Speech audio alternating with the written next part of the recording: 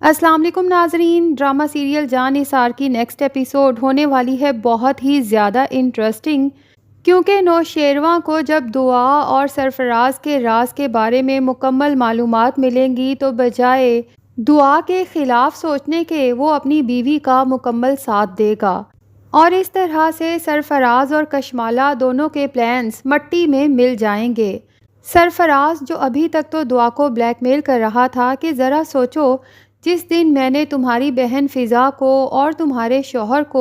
हम दोनों के माजी के बारे में बता दिया कि किस तरह से हम छुप छुप के मिलते थे, किस तरह से तुम मेरे ही कहने पे अपने घर से भागी थी और फिर मैंने तुम्हें उस जिस्म फरोशी के अड्डे पे बेच दिया था, तो तुम्हारी बहन तुम्हारे बारे में क्या सोचेगी और तुम्हारा शौहर तो जिस गंदगी से तुम्हें उठा के लाया था वापस उसी गंदगी में फेंक आएगा। दरअसल वो इस तरह से दुआ को ब्लैकमेल करके उससे अच्छी खासी रकम लूटना चाहता है। अब जबकि उसे पता है कि दुआ एक अमीर तरीन आदमी की बीवी बन चुकी है, तो उसे यूं लगने लगा है जैसे किस्मत उसे अमीर होने का शॉर्टकट दे रही है। लेकिन जब सरफराज ये सब धमकियां दुआ को दे रहा था तो उसे नहीं पता होता कि फ़िज़ा ये सब सुन लेती है और उसके तो पांव तले से जैसे ज़मीन सिरक जाती है। वो चाय लेकर सरफराज की तरफ ही आ रही थी, चाय का कप उससे छूटता है, जबकि सरफराज एकदम घबरा के पीछे की तरफ देखता है तो शदीद परेशानी का शिकार हो जाता है कि मैं सारी ज़िंदगी फ़िज़ा को जिस बात के ताने देता रहा, आखिर इसे पता चल गया कि असल गुनहगार तो मैं हूँ। अब अगर इसने मेरे घर वालों तक भी ये बात पहुँचा दी तो पता नहीं अम्मा, अब्बा और सुंबल मेरे साथ किस तरह से पेश आएंगे। इसीलिए वो तो वहाँ से दुम दबा के भाग निकलता है, जबकि दुआ अपनी बहन की हालत बिगड़ती देखती है तो फ़ौरन उसकी तरफ बढ़ती है, उससे माफ़ी मांगने की कोशिश करती है कि मैंने तुमसे ये बात छुपाई। लेकिन फ़िज़ा कहती है दुआ तुम्हारा कोई कसूर नहीं, तुम्हें माफ़ी मांगने की कोई ज़रूरत नहीं। मुझे असल अफसोस तो इस बात पर हो रहा है कि मैं सारी ज़िंदगी इस आदमी के सामने नज़रें झुका के मुजरिमों की तरह खड़ी रही और मुझे आज पता चला कि जिस गुनाह की सज़ा ये सारी ज़िंदगी मुझे देता रहा है, दरअसल वो गुनाह तो इसका अपना है। फ़िज़ा तो बिल्कुल हिस्टेरिक हो जाती है कि मैं इस सरफराज को छोड़ूंगी नहीं। अब जब ये बात सब घर वालों को पता चलती है तो दुआ के अब्बा तो बिल्कुल चुप हो जाते हैं, जिस पर सारे घर वाले परेशान होते हैं कि पता नहीं अब्बा के दिलो दिमाग में क्या चल रहा है।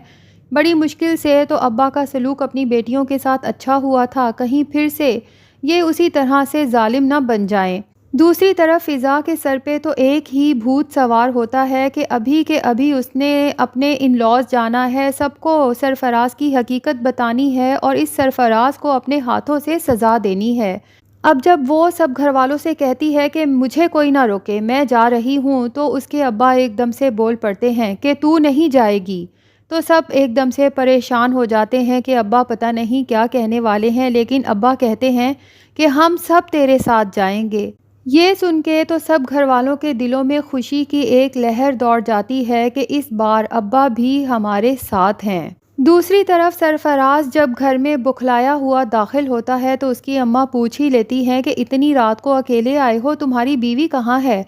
सरफराज अपनी माँ को टके का जवाब देते हुए कि वो अपने घर पे है आगे बढ़ जाता है, तो उसकी माँ परेशान हो जाती हैं कि आज सरफराज कुछ अजीब लग रहा है, पता नहीं ऐसा क्या हुआ है।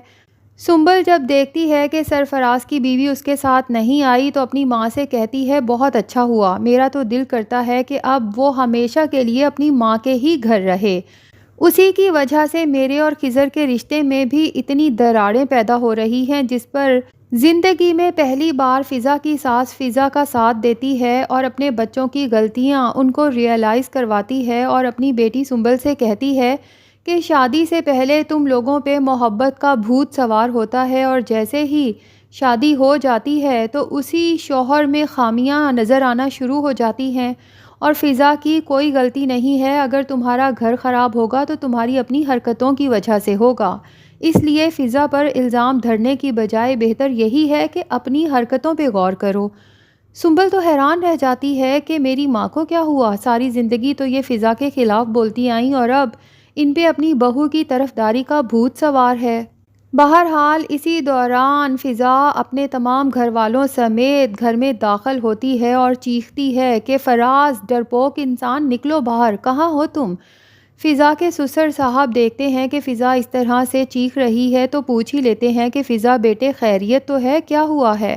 تو فضا کے فادر بول پڑتے ہیں کہ آپ کے بیٹے نے کیا گل کھلائے ہیں، کچھ آپ کو اندازہ ہے اس بات کا؟ اور پھر ساری کہانی فضا کے سسر کے گوش گزار کرتے ہیں کہ کس طرح سے میری دونوں بیٹیوں کی زندگی برباد کر دی اس انسان نے، اور خود فرشتہ بن کے ساری زندگی ہماری تذلیل کرتا رہا۔ سرفراز کے اماں ابا اور سنبل کو تو جب ساری حقیقت کا پتہ چلتا ہے تو ان کے تو پاؤں تلے سے جیسے زمین سرک جاتی ہے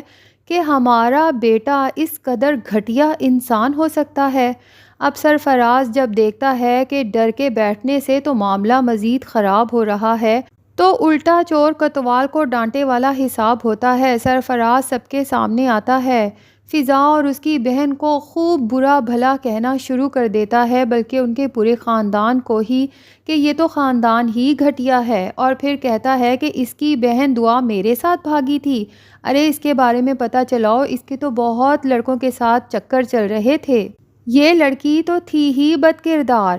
اب دوسری طرف نوشیروان کو جب جعفر بتاتا ہے کہ سرفراز بی بی سائیں سے ملنے گھر پہنچ گیا تھا، جبکہ بی بی سائیں تھوڑی دیر کے لیے گھر گئی تھیں اپنا کچھ ضروری سامان لینے، لیکن پتہ نہیں دونوں کے درمیان کیا بات ہوئی کہ بی بی سائیں نے سرفراز کے منہ پہ ایک زوردار جھانپڑ مارا اور فوراً اسے گھر سے نکلوا دیا۔ تو نوشیروان کافی پریشان ہو جاتا ہے دعا کے لیے کہ کہیں سرفراز دعا کا کوئی نقصان ہی نہ کر دے، اسی لیے جعفر سے کہتا ہے کہ گھر کال کرو اور تمام سیکیورٹی گارڈ سے کہو کہ بی بی سائیں کا خاص خیال رکھیں، اسے ایک لمحے کے لیے بھی تنہا نہ چھوڑیں، اور خود بھی فوراً واپسی کی ٹکٹ بک کرواتا ہے۔ دعا کے فادر کے گھر جاتا ہے تاکہ دعا کو پک کر سکے، لیکن وہاں گھر پہ تالا پڑا دیکھ کر سمجھ جاتا ہے کہ سب لوگ سرفراز کے گھر ہوں گے، تو فوراً جعفر سمیت اور اپنے تمام سیکیورٹی گارڈ سمیت سرفراز کے گھر پہنچ جاتا ہے، اور وہاں پر جب سرفراز کو دعا کے متعلق بکواس کرتے دیکھتا ہے تو اس کا تو خون جیسے کھولنے لگتا ہے،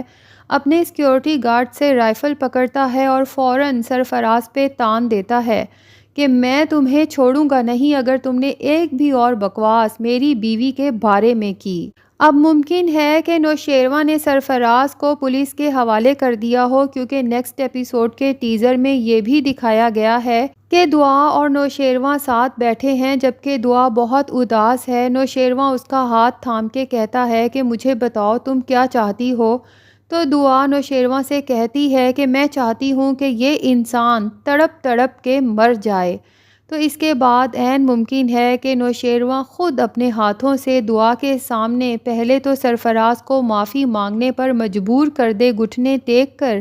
اس کے بعد خود اس کا وہ حشر کرے کہ نہ وہ زندوں میں رہے نہ مردوں میں۔ لیکن ناظرین، کہانی ابھی بھی یہیں ختم نہیں ہوتی، کیونکہ دوسری طرف کشمالہ اب نئے حربے آزما رہی ہے، اپنی ہی بیٹی کو مہرہ بناتی ہے نوشیروان کی قربت حاصل کرنے کے لیے۔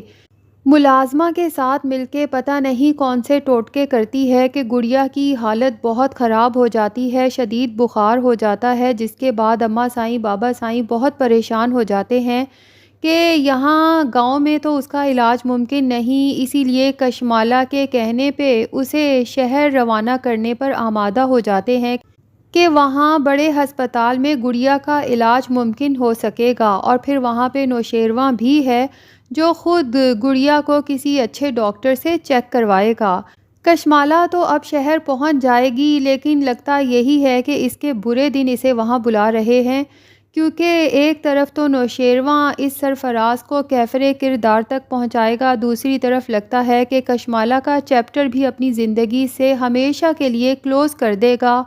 طلاق کے پیپر اس کے منہ پہ مارے گا تاکہ آج کے بعد وہ اس کے اور دعا کے درمیان آنے کی کوشش نہ کرے۔ تو ناظرین، آپ کا کیا خیال ہے؟ کیا کشمالہ کا چیپٹر نوشیروان اور دعا کی زندگی سے ہمیشہ کے لیے ختم ہونے والا ہے یا نہیں؟ کمنٹ سیکشن میں اپنی رائے کا اظہار ضرور کریں، اور اگر ہمارے چینل پہ نئے ہیں تو پلیز چینل کو بھی سبسکرائب کر لیں۔